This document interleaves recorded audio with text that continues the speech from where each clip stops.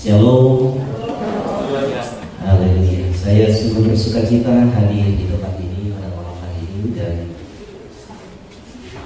saya merasa bahwa ada sukacita yang besar di antara kita semua. Amin.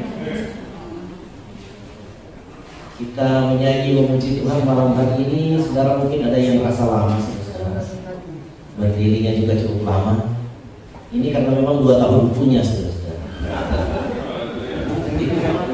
Menjadi tadi itu 2 tahun punya. Sebabnya yang memiliki pujian juga 2. Yang 1 tahun lalu punya, yang terakhir yang tahun sekarang. Haleluya. Saya kira banyak di antara kita di gereja tahun lalu tidak merayakan Natal, ya. Sebabnya pada tahun ini kita balas dendam, saudara-saudara. Saya sungguh berharap saudara-saudara menikmati malam ini. Amin. Saudara yang terkasih, 2 tahun ini merupakan 2 tahun yang sangat mencekamlah kalau saya katakan begitu. Saya pernah satu waktu ikut rapat bersama dengan Wali Kota Bekasi, saudara-saudara. Dan dia melaporkan tentang situasi pada bulan Juni dan bulan Juli tahun ini, saudara-saudara. Dan dia katakan bahwa situasi Kota Bekasi waktu itu sangat-sangat rawan, sangat berbahaya berhubungan dengan pandemi. Daerah perkuburan Kota Bekasi, saudara-saudara, dilapor sama wali kota itu sama dengan pasar malam. Jadi kubur itu tidak digali secara manual lagi seperti biasanya orang pakai cangkul, sekarang pakai eskavator, saudara. Dan di sana begitu banyak orang, ambulans bisa 10 ngantri. Orang mengadakan acara pemakaman dan keluarga-keluarga yang hadir, yang bikin jadi kayak pasar malam karena pedagang itu paling sensitif mereka. Mereka itu paling cerdas, mata dan pikiran paling terang. Dan kalau mereka lihat banyak orang, mereka sudah melihat di sana peluang bisnis yang bagus. Sebabnya kuburan itu sama dengan pasar malam. Ada yang menangis, ada yang bersyukur karena banyak rezeki. Tetapi saudara-saudara, sekali lagi saya katakan bahwa 2 tahun ini adalah tahun yang sangat mencekam. Banyak saudara-saudara saya dulu ketika pandemi baru mulai, saya pikir yang muda-muda pasti lolos. Tidak ada yang akan gagal melewati masa pandemi. Saya pikir pasti yang akan gugur cuma yang tua-tua. Istilahnya kalau di pohon daun-daun itu sudah coklat, kalau kena angin ya dia yang rontok. Jadi hijau-hijau pasti bertahan. Tetapi saya kaget saudara ketika teman-teman saya hamba Tuhan pendeta, ada yang usia sedikit di atas saya pulang. Ada yang lebih mengkhawatirkan karena yang lebih muda dari saya juga. Ada yang pulang. Ada yang sangat-sangat menyedihkan karena semua tidak tahu. Ada teman saya pekerja di Jakarta. Beberapa hari kemudian baru mereka kasih tahu bahwa 2-3 hari yang lalu teman kalian itu sudah dikubur diam-diam. Saya bilang, aduh Tuhan, ini ternyata luar biasa. Jadi saya mau sampaikan begini, kalau hari ini saudara masih melihat saya, ini adalah kemurahan Tuhan. Kalau saya juga masih melihat saudara, ini juga adalah kemurahan Tuhan. Saya ngobrol dengan kakak saya tadi tentang pandemi di laut. Dia bilang kalau kami sih di sini jarang yang terdeteksi corona. Tetapi kalau diteliti gejalanya rata kata dia laut. Tetapi puji Tuhan yang meninggal tidak terlalu banyak. Jadi saya yakin ini juga adalah kemurahan Tuhan. Saya baru berjumpa dengan kakak saya dan saudara-saudara sepelayanan di tempat ini, saya yakin bahwa ini semuanya karena kemurahan Tuhan. Nah, Bapak Ibu Saudara, mari kita akan memperhatikan firman Tuhan hari ini. Saya ingin memulai firman Tuhan dari Injil Lukas pasal yang kedua ayat yang ke-14. Injil Lukas pasal yang kedua ayat yang ke-14.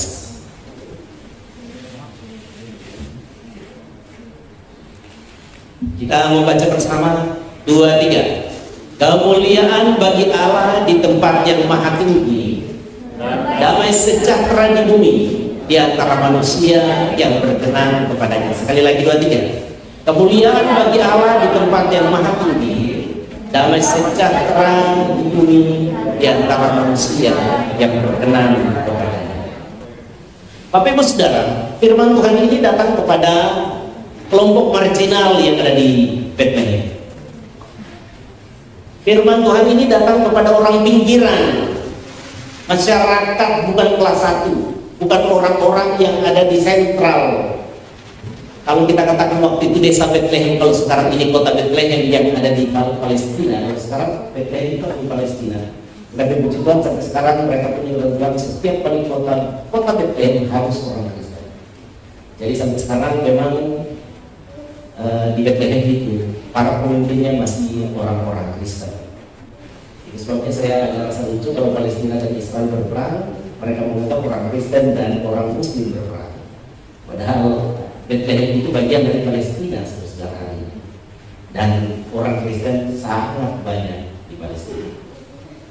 Nah, Bethlehem pada waktu nubuatan ini datang adalah sebuah desa kecil di pinggiran Yerusalem.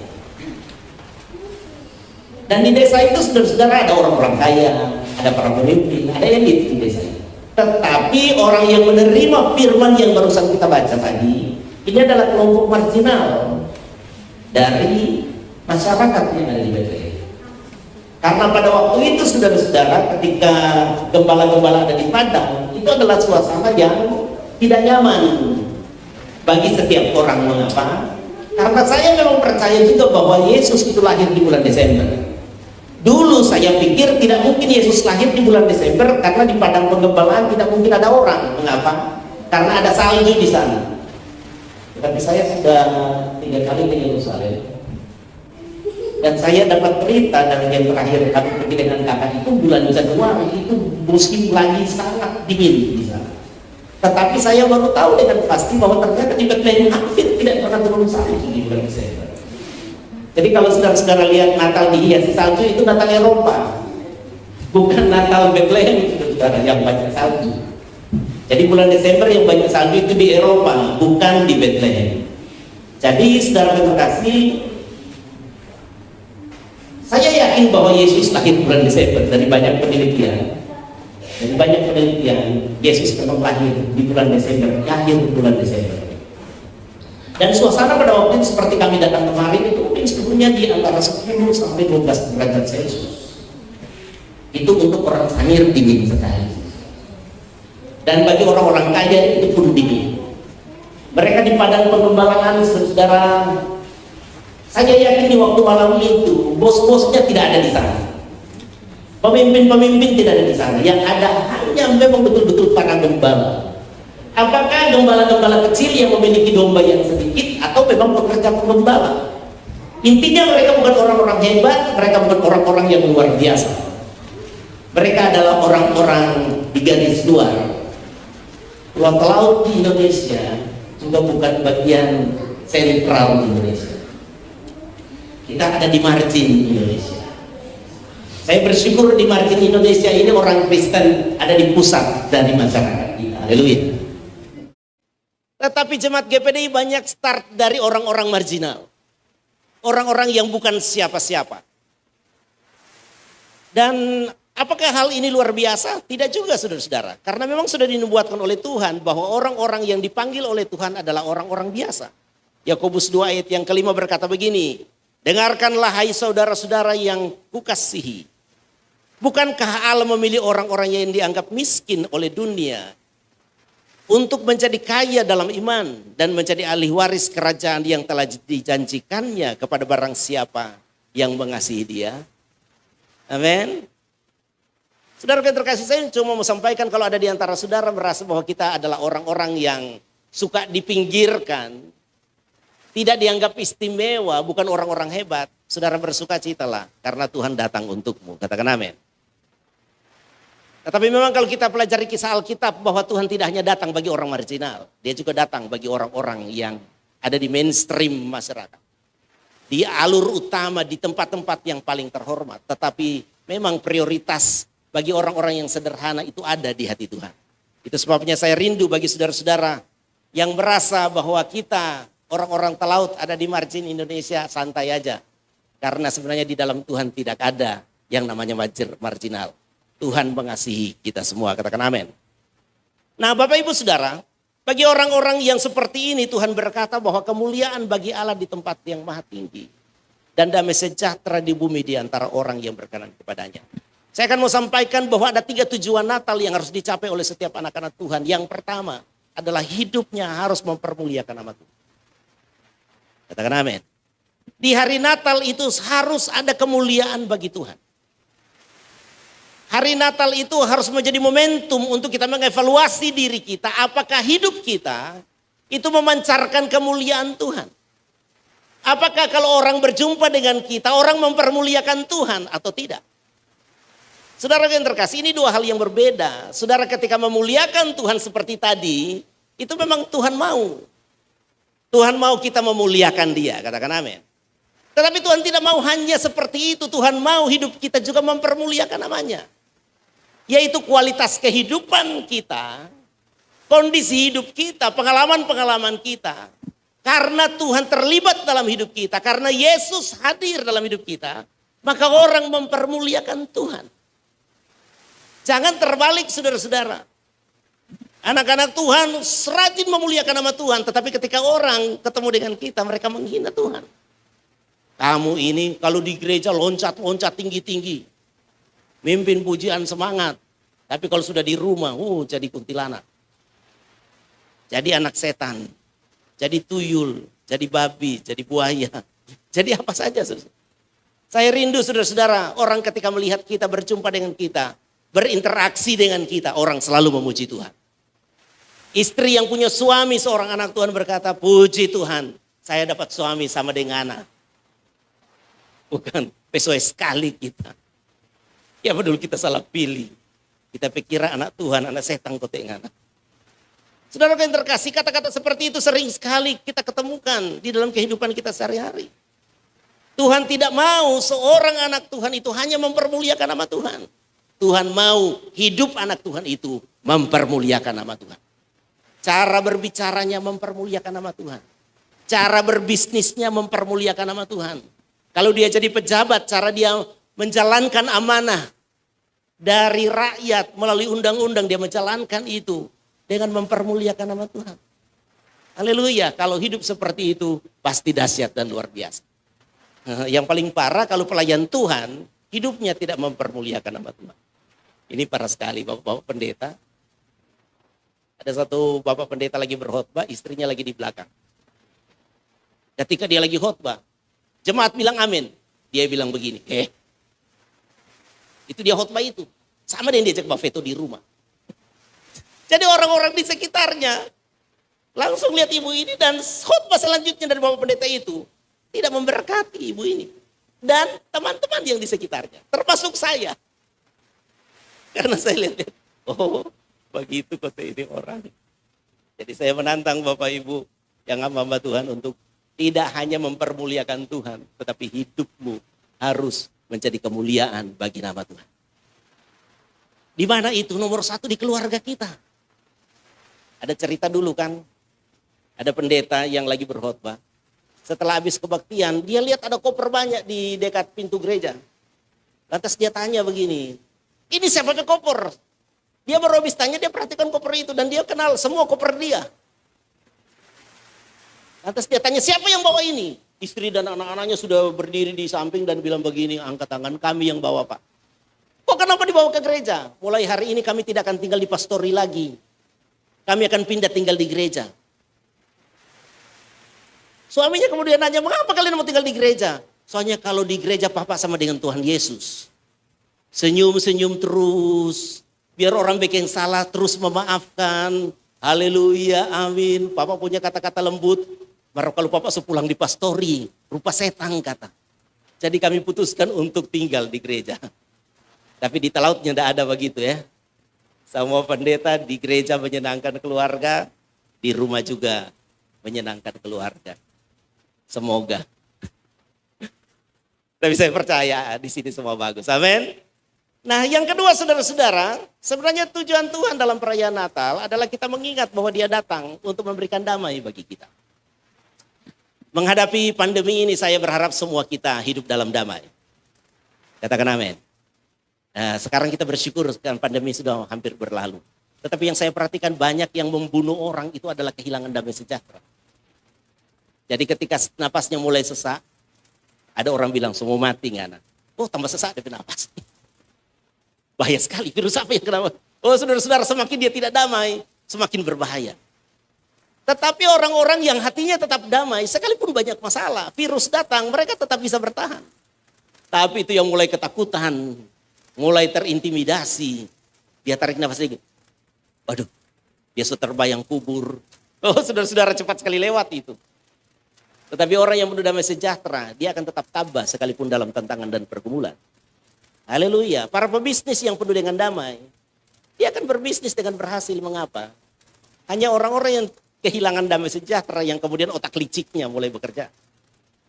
Orang-orang yang hidup dalam damai, dia akan lebih mudah sukses. Karena orang damai pasti lebih cerdas daripada orang yang kehilangan damai.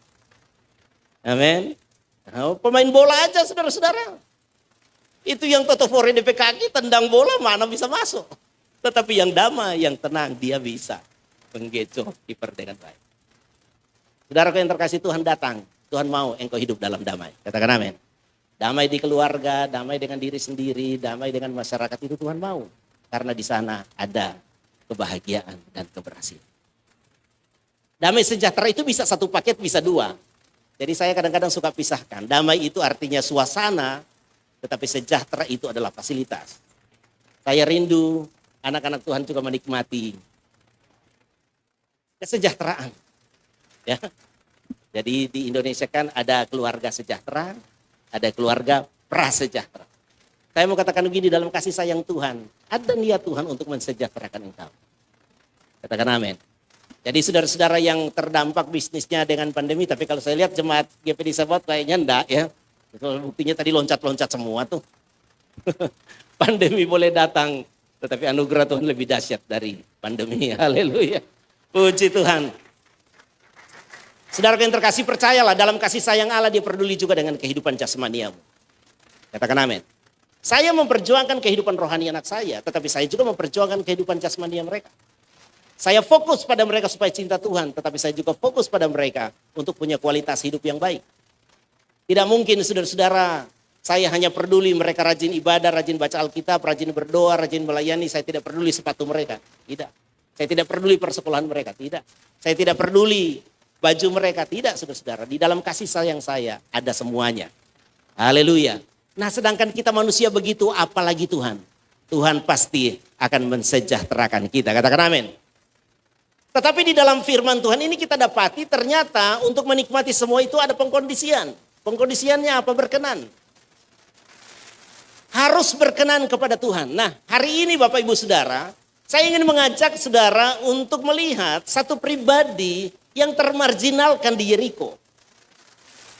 Yang kemudian karena anugerah Tuhan, dia menjadi pribadi yang memuliakan nama Tuhan, menjadi kemuliaan bagi nama Tuhan, penuh dengan damai dan sejahtera. Siapa dia saudara-saudara? Dia adalah salah seorang nenek moyang jasmaniahnya Yesus. Yaitu seorang perempuan yang dicatat di dalam Alkitab dengan julukan yang sangat memprihatinkan dan sangat menghina, sangat rendah. Karena memang dia orang pinggiran saja, rumahnya juga hanya di tembok kota yang bernama Rahab. Kalau saudara perhatikan dalam Matius pasal 1 ayat yang kelima, Matius pasal 1 mulai itu berbicara tentang silsilah Yesus. Di dalam ayat yang kelima saudara perhatikan, Salmon memperanakan Boas dari Rahab.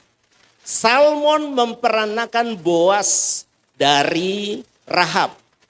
Kemudian Boas memperanakan Obed dari Rut. Obed memperanakan Isai, dan kalau kita baca selanjutnya, Isai memperanakan Daud. Haleluya. Dan Yesus disebut anak Daud. Jadi saudara perhatikan, Rahab ini adalah orang yang istimewa di mata Tuhan. Mengapa Rahab diperkenankan nama yang ditulis oleh firman Tuhan sebagai si pelacur perempuan sundal itu bisa masuk di Alkitab? Sekali lagi jawabannya simpel sekali.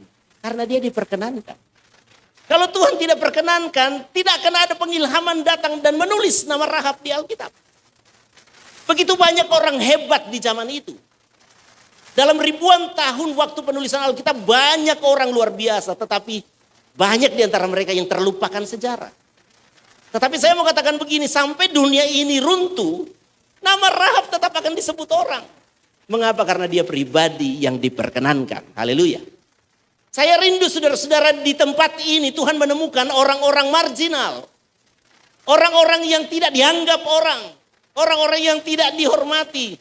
Tetapi diperkenankan oleh Tuhan. Sehingga hidupnya menjadi hidup yang luar biasa. Mempermuliakan Tuhan. Penuh dengan damai dan sejahtera. Haleluya. Saya rindu saudara-saudara tahun akan datang ini. Kita sambut dengan iman yang sama. Tahun 2022 adalah tahun hidupku mempermuliakan nama Tuhan. Penuh dengan damai dan penuh dengan sejahtera. Haleluya. Itu sebabnya saudara yang rindu, saya berharap saudara memperhatikan firman Tuhan ini. Saya akan sampaikan 3 hal yang menonjol sekali dari Rahab. Mengapa dia diperkenankan oleh Tuhan. Yang pertama, karena Rahab itu adalah orang yang percaya kepada Tuhan. Latar belakang Rahab itu adalah orang Yeriko. Orang Yeriko adalah target pembunuhan dari tentara-tentara Israel yang akan menduduki daerah itu. Tetapi Rahab itu lolos. Alasan nomor 1 karena iman. Mari kita lihat ayatnya. Ibrani 11 ayat 31. Ibrani 11 ayat 31. Dikatakan oleh firman Tuhan begini. Karena apa saudara-saudara? Karena iman. Mari katakan bersama, karena iman. Jadi Rahab itu lolos dari kematian karena iman. Rahab itu menjadi orang yang diselamatkan karena iman. Rahab itu memiliki damai sejahtera dalam hidupnya. Damai dengan penciptanya karena iman. Rahab itu mengalami terobosan di dalam kesejahteraan karena iman. Karena iman maka Rahab perempuan sundal itu tidak turut binasa bersama-sama dengan orang-orang durhaka. Jadi karena iman maka dia menjadi orang yang lolos dari penghukuman. Haleluya. Nah saudara, kalau kita perhatikan kisahnya tentang Rahab ini. Rahab ini adalah seorang yang percaya dan kepercayaan Rahab itu istimewa sekali. Di dalam ayat yang ke-8, ayat yang ke-9 dari Yosua pasal yang pertama, Yosua pasal yang kedua. Itu firman Tuhan berkata begini, tetapi sebelum kedua orang itu tidur, naiklah perempuan itu mendapatkan mereka di atas soto dan berkata kepada orang-orang itu. Saudara perhatikan pernyataan dari Rahab seperti ini. Aku tahu, bukan hanya aku percaya. Aku tahu itu lebih tinggi dari percaya saudara-saudara. Kalau saudara belajar teologi ya, orang berinteraksi dengan Tuhan itu start dari iman. Dia tahu atau tidak tahu, yang penting percaya dulu. Sesudah dia percaya maka dia punya pengalaman. Sesudah dia punya pengalaman baru itu dia bilang saya tidak hanya percaya tetapi saya tahu pasti Tuhan tolong saya. Jadi Rahab itu dia punya iman, itu levelnya tinggi sekali. Itu sebabnya karena iman dia diselamatkan. Di dalam ayat yang ke-9 dia berkata, aku tahu bahwa Tuhan telah memberikan negeri ini kepada kamu. Dan bahwa kengerian terhadap kamu telah menghinggapi kami. Dan segala penduduk negeri ini gemetar menghadapi kamu. Saudara perhatikan. Ayat yang ke-10 dikatakan begini. Sebab, mengapa dia tahu? Sebab kami mendengar bahwa Tuhan telah mengeringkan air laut teberau. Saudara perhatikan. Rahab itu hidup. Atau pernyataan ini, perkataan ini. Itu keluar sesudah 40 tahun peristiwa ini terjadi. 40 tahun. Karena orang Israel keluar dari tanah Mesir. Itu bulan-bulan pertama laut itu terbelah. Waktu-waktu pertama mungkin minggu-minggu bukan bulan. Minggu-minggu pertama dari mereka keluar dari tanah Mesir. Laut itu terbelah. Dan Rahab ketika berkata aku mendengar itu 40 tahun kemudian. Saudara perhatikan banding dengan 12 pengintai. 12 pengintai itu tidak percaya bahwa Yeriko itu Tuhan serahkan kepada mereka. Itu sebabnya mereka semua dihukum oleh Tuhan mati di padang gurun. Padahal sudah perhatikan perbedaan dengan Rahab. Rahab mendengar kisah 40 tahun lalu. Saudara perhatikan ya, Rahab mendengar kisah 40 tahun lalu. 40 tahun lalu.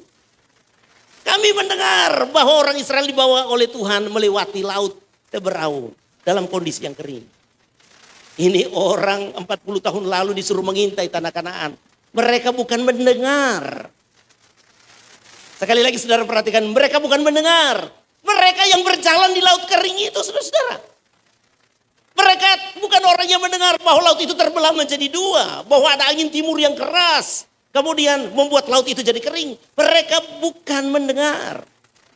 10 pengintai yang berkata bahwa Tuhan tidak bisa serahkan tanah Kanaan itu kepada orang Israel.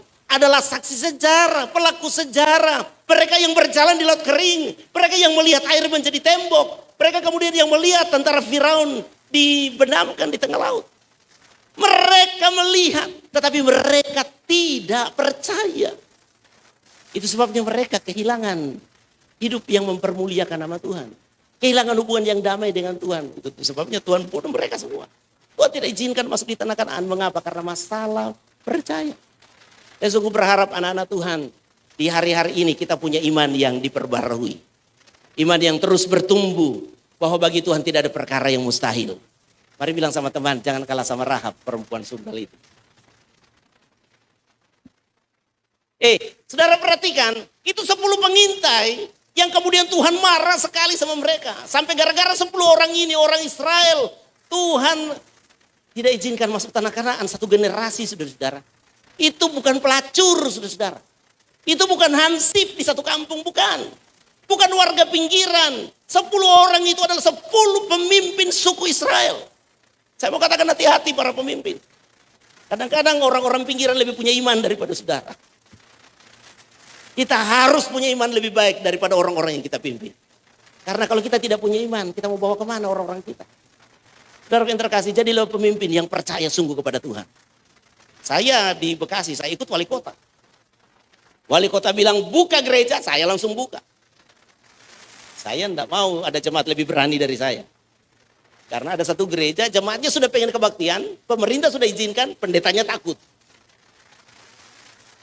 Pemimpin harus lebih punya iman. Amin. Tercermin dari mana? Saudara-saudara, dalam pengalaman hidup, dalam percakapan hari-hari, engkau harus lebih percaya Tuhan daripada orang-orang di sekitar. Pak Gembala percayalah, itu harus kita hindari. Masa jemaat nasihati Pak Gembala percaya Tuhan pasti tolong. Jangan.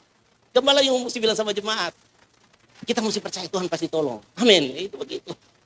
Dan Gembala didorong-dorong sama jemaat. Percaya Om, Tuhan pasti bela. Apalagi GPD Sebaut lagi membangun begini kan. Ya, Gembala mesti di depan dengan iman. Percaya Tuhan pasti bereskan untuk gereja besar itu. Haleluya. Ini banyak lagi berjuang. King lagi bangun gereja. King Henry walaupun orang Pulau Sebelah. King Henry asli kan orang dari sono. Beda kulit tapi hidung mirip. Kan? Tetapi intinya apa saudara-saudara? Kita harus menjadi orang yang sungguh-sungguh percaya kepada Tuhan. Bahwa bagi Tuhan tidak ada perkara yang mustahil. Katakan amin. Harus sungguh-sungguh percaya. Percaya jangan main-main saudara-saudara. Harus sungguh-sungguh percaya. Dan bagaimana supaya kita bisa percaya? Harus suka dengar firman Tuhan. Jadi orang yang tidak suka dengar firman Tuhan berbahaya sekali. Karena Roma pasal 10 ayat yang ke-17 berkata, jadi iman timbul dari pendengaran. Dan pendengaran oleh firman Kristus. Jadi kalau masuk gereja mesti dengar firman Tuhan. Jaga dengar firman Tuhan. Karena firman Tuhan itu timbul dari mendengar firman. Yang tidak suka dengar firman Tuhan, iman mudung terus. Iman yang mau timbul mudung. Akhirnya kelelep, palamise iman. Saudara, dan kita menemukan begitu banyak orang Kristen yang tidak punya iman. Dan orang seperti itu jangan harap menikmati damai sejahtera. Kita harus percaya sungguh kepada Tuhan. Katakan amin. Yang kedua, Rahab ini saudara-saudara mengapa diperkenankan? Karena Rahab punya cerita masa lalu. Dan cerita masa lalunya dan masa kininya itu berbeda. Yang jadi masalah orang Kristen saudara-saudara tidak punya cerita masa lalu. Cerita masa lalu dan masa kininya tetap sama. Saudara dengar kalimat saya ini penting sekali. Masa lalumu itu bukan hal yang penting di dalam Tuhan. Yang penting di dalam Tuhan adalah cerita masa kinimu. Amin. Yang jadi problem orang Kristen masa lalu sampai masa kini semua sama dapat cerita. Tidak ada cerita masa lalu. Alkitab berkata bahwa Rahab itu adalah perempuan sundal. Tetapi saudara-saudara, saudara harus tahu ketika Rahab sudah di tengah orang Israel, dia tidak tetap jadi perempuan sundal. Tetapi kita menemukan di dalam ayat yang kita baca tadi Matius pasal 1 ayat yang kelima. Ketika sudah masuk dalam komunitas Israel, Rahab itu meninggalkan gaya persundalannya.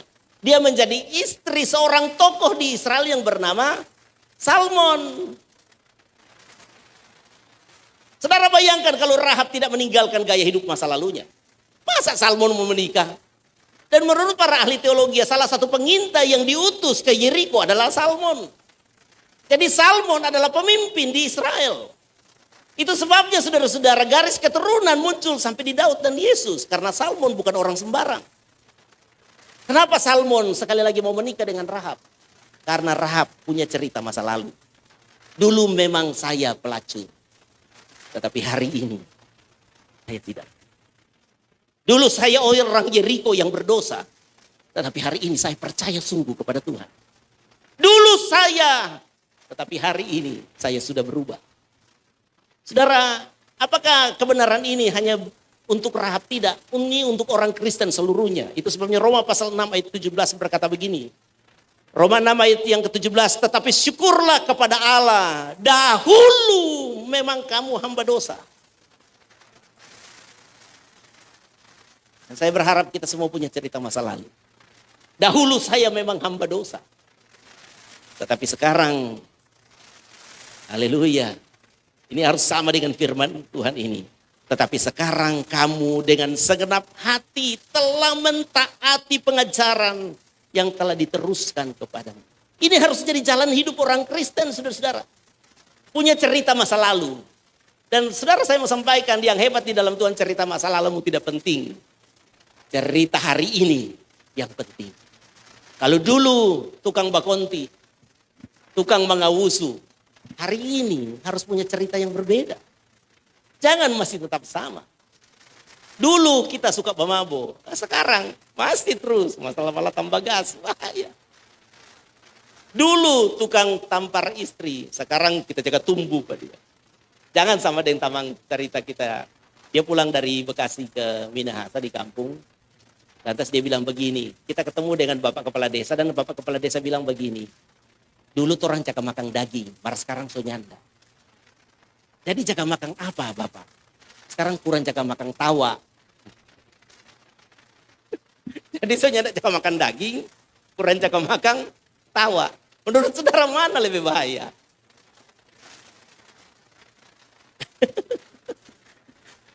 Nah, itu saudara-saudara dulu dan sekarang malah lebih parah.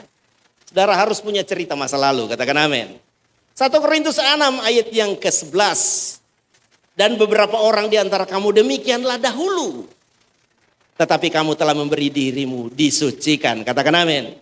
Kamu telah dikuduskan, kamu telah dibenarkan dalam Tuhan Yesus Kristus. Dan dalam roh Allah kita. Efesus pasal 4 ayat 22. Yaitu bahwa kamu berhubung dengan kehidupan kamu yang dahulu. Haleluya. Tetapi memang saudara-saudara kita harus jadi baru karena di dalam Kristus semua harus baru.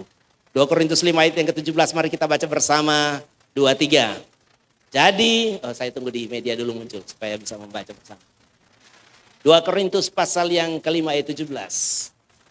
2-3. Jadi siapa yang ada di dalam Kristus, ia adalah ciptaan baru. Yang lama sudah berlalu, sesungguhnya yang baru sudah datang. Saudara, jadilah seperti Rahab. Memang punya cerita masa lalu yang kelam. Tetapi hari ini hidupnya dipulihkan. Dan saya garansi, saya yakin Rahab itu hidup di dalam kemuliaan. Itu sebabnya namanya hari ini kita sebut sekalipun dia seorang pelacur. Tetapi hari ini saya menyebut dia dengan hormat, saudara. Karena dia adalah nenek moyang dari Yesus Kristus yang kita peringati hari ini. Mengapa dia bisa jadi nenek moyang Yesus? Karena dia hanya punya cerita masa lalu.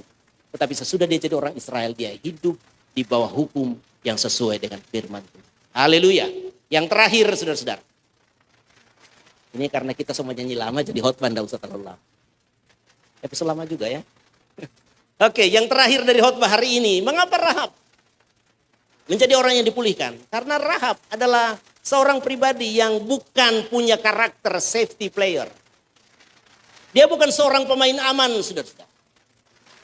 Orang Kristen itu harus ikut jejak Yesus. Yesus itu bukan safety player. Safety player itu adalah orang yang tidak suka untuk sesuatu menanggung resiko. Kalau ada kerja berat, kerja bakti, dia pura-pura sakit puru. Nanti datang kalau semua mau bakar rumpu. Nah, dia bantu coba bakar rumpu. Baru waktu potong, pak kumpul dia tidak ada. Semua suka main aman. Saya bersyukur jemaat GPDI Sabat. Jemaat GPDI Sabat dengar khotbah apa enggak ini? Oi. Ini saya datang jauh-jauh mau jemaat GPDI Sabat orang membaca cerita sendiri. Ada ya? Ada. Yang GPDI Sabat bilang amin dulu. Nah, begitu. Dengar baik-baik. Jangan jadi eutikus ya, tahu-tahu jatuh tidur. Itu banyak orang, saya bersyukur jemaat GPDI Sabat tidak begitu. Yaitu orang-orang yang suka main aman. Sekarang kan mereka lagi bangun gereja. Itu harus jadi seperti Rahab. Harus ada di tengah kegentingan dengan hati yang rela. Karena ada orang Kristen kalau lagi ada proyek gereja, dia bailah memudung. Jadi Kristen kapal selam, mudung dia. Oh gereja belum jadi. Kemudian dia bisa bertamang, kalau gereja sudah jadi kita baru mau masuk. Orang begitu tidak akan menikmati hidup yang mempermuliakan nama Tuhan. Rahab bukan orang seperti itu. Rahab ketika ada dua pengintai. Kalau saudara, saya yakin saudara pernah baca kisahnya ya. Itu Rahab itu menyembunyikan pengintai itu di atas soto rumahnya. Bukan soto Makassar ya. Nah, itu soto rumah itu sama dengan kalau atap kita di Indonesia kan semua segitiga begitu toh. Karena kita banyak hujan. Kalau di sana kurang hujan. Saya waktu di Mesir tanya sama guide-nya kapan musim hujan di Mesir. Tidak ada musim hujan di tempat kami. Nah Israel sama Mesir itu berdekatan dan suasananya hampir mirip saudara. Jarang hujan, ada hujan tetapi jarang hujan. Waktu kami di Bethlehem ada hujan juga tapi rintik-rintik saja. Jadi kami jalan terus. Tidak banyak hujan yang lebat. Nah mereka punya rumah rata begitu saudara. Soto rumah itu adalah atap yang rata di Israel. Ada jerami-jerami saudara-saudara dan dua pengintai itu ditaruh di bawah jerami dan ditutup pakai jerami. Saudara pernah lihat film perang orang Cina zaman dulu? Mereka kalau mau perang saudara-saudara, lantas kalau mereka curiga ada orang yang jadi musuh mereka di satu rumah. Dan mereka melihat tumpukan jerami, tidak usah diajar para prajurit itu, mereka semua tahu apa yang harus dilakukan. Yaitu apa? Pakai golok, pakai pedang atau pakai tombak dan tusuk-tusuk tuh jerami.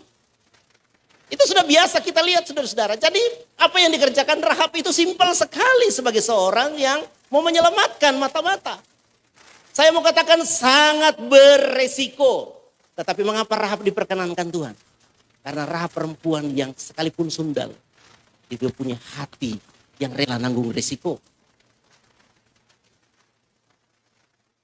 Itu pendeta-pendeta sukses, semua pendeta yang rela tanggung risiko.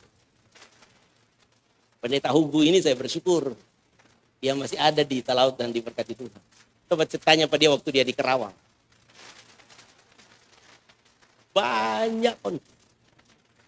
Banyak masalah. Tadi saya ngobrol-ngobrol sama kakak saya, ketika kami bikin perayaan Natal dan diserbu orang. Saya pada waktu itu sudah, Tuhan kalau sekarang mau lewat, ya lewat. Saya percaya saya pas nonton. Jadi ketika ada orang menantang, saya punya takut, tidak tahu hilang kemana. Dia ngomong, saya ngomong, sampai ada orang, Pak Pendeta berhenti. Sudah cukup, kasihan ibu-ibu apa segala macam, masa sudah banyak. Tetapi memang kalau mau jadi orang yang mempermuliakan nama Tuhan, mau hidup di dalam damai dengan Tuhan, dan dijamin kesejahteraannya oleh Tuhan, itu harus rela tanggung resiko.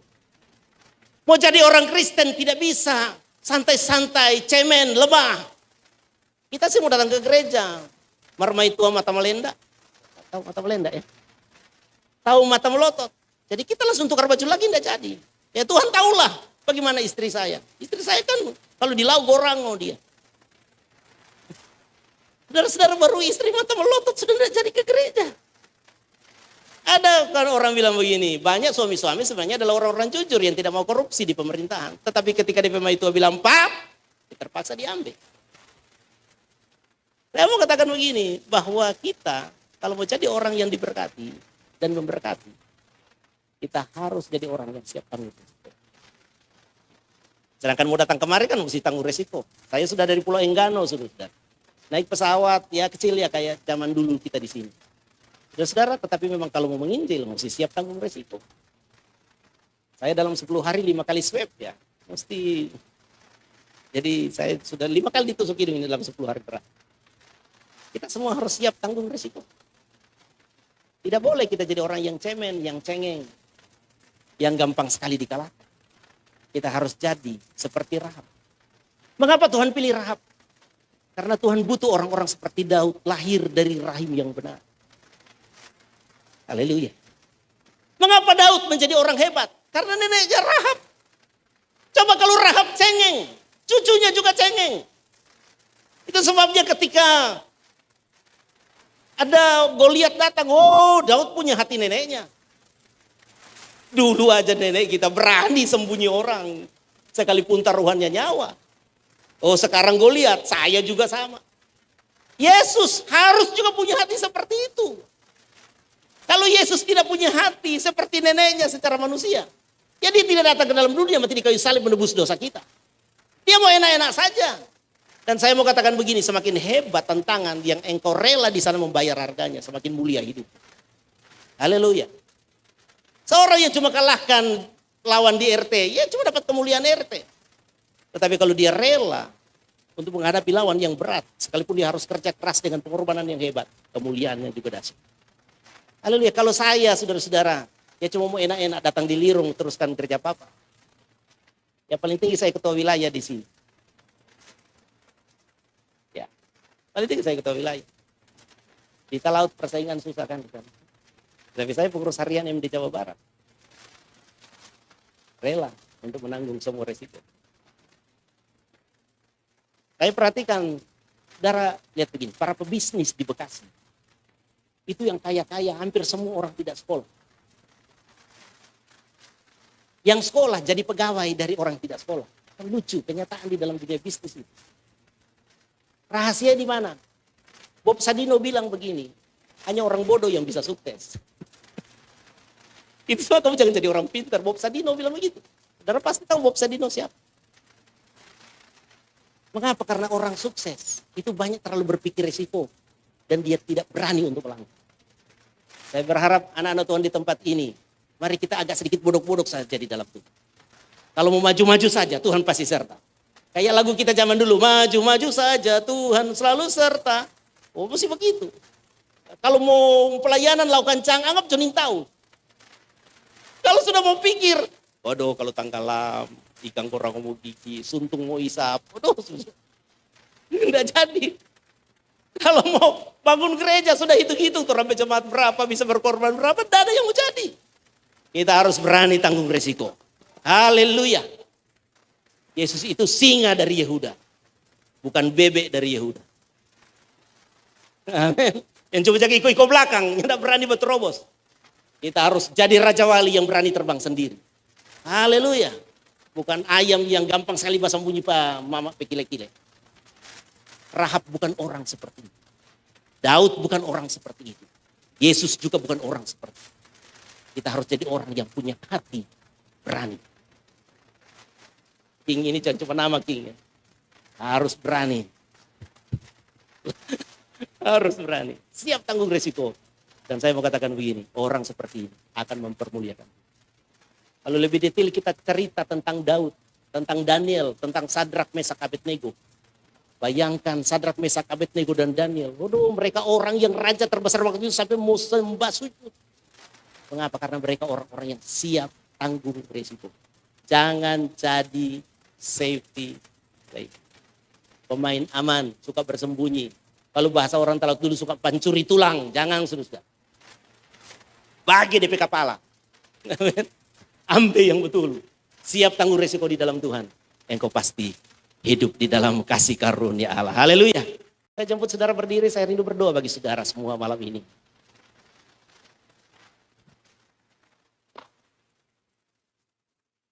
Haleluya, Tuhan Yesus baik. Saya sungguh percaya Tuhan mengasihi kita semua. Kita bagian pinggiran dari Indonesia, tetapi percayalah kita ada di tengah-tengah hatinya Tuhan. Percayalah Tuhan kita Tuhan yang besar. Dia ingin kemuliaannya nyata dari hidup saudara. Dia sangat ingin engkau memiliki damai sejahtera yang hebat. Dia sangat ingin engkau juga dilimpahi dengan kesuksesan yang luar biasa. Dan untuk itu kita harus percaya pada Tuhan. Harus yakin Tuhan sanggup tolong saya. Tuhan pasti memberkati saya. Yang kedua, engkau harus punya cerita masa lalu. Jangan hidupmu tetap sama dulu sekarang sampai selama-lama. Cuma Yesus yang begitu. Karena dia sudah sempurna. Kita harus terus berubah. Kita harus terus maju. Kita harus terus meningkat. Kita harus terus dipulihkan. Amen. Kita harus terus disempurnakan. Amen. Kita harus terus bertobat. Jangan pernah berhenti. Jangan pernah stop. Maju terus di dalam Tuhan. Amin. Haleluya, dan percaya. Kalau engkau rela berkorban bagi Tuhan. Tidak ada yang sia-sia. Tidak ada yang percuma. Haleluya. Tuhan senang dengan anak-anak Tuhan yang rela berkorban bagi dia. Saya tidak akan menyanyi, saya hanya rindu. Saudara yang rindu didoakan, engkau boleh angkat tangan. Saya akan berdoa bagi saudara. Mari tutup mata saudara dan engkau angkat tanganmu. Bapak lihatlah tangan-tangan yang terangkat malam ini. Haleluya, kami rindu menjadi orang yang menerima kasih karunia dari sorga. Kami rindu firman-Mu menjadi kebenaran bagi kami. Yaitu hidup kami penuh dengan kemuliaan Allah. Sehingga ketika orang berjumpa dengan kami, mereka mempermuliakan Tuhan. Seperti ketika raja-raja pada zaman Daniel, Raja Nebukadnezar, haleluya, dan lain-lain, mereka menyembah Daniel, mereka memuji-muji Daniel karena Tuhan dahsyat dalam hidup mereka. Pada akhirnya mereka semua memuji Tuhan. Itu terjadi dalam hidup kami di dalam nama Yesus Kristus. Biarlah kami ada damai sejahtera, kami ada sukacita, ada berkat Tuhan mengalir bagi kami, ada terobosan terjadi bagi kami di dalam nama Yesus. Itu sebabnya kami berdoa, tolong kami, berikan iman yang teguh, berikan iman yang sungguh-sungguh. Kami pekakan firman Tuhan, kami berdoa dalam nama Yesus. Biarlah kami semua punya cerita masa lalu, hidup yang diubahkan, hidup yang diperbaharui. Karena cerita masa lalu kami dan masa kini kami adalah cerita yang berbeda. Yang lama sudah berlalu, yang baru sudah datang di dalam nama Yesus Kristus. Haleluya, biar damai sejahtera sorga dalam hidup kami. Dan Tuhan tolong kami. Biarlah kami rela berkorban untuk pekerjaan Tuhan. Rela berkorban mempertahankan iman. Rela berkorban untuk menjangkau yang terhilang. Rela menjadi berkat bagi banyak orang. Di dalam nama Yesus Kristus. Kami semua berjuang untuk menjadi berkat. Kami percaya berkat Tuhan akan mengalir dahsyat dalam hidup kami. Kami sudah terima firman Tuhan dalam nama Yesus. Haleluya. Amin. Silakan duduk Bapak Ibu.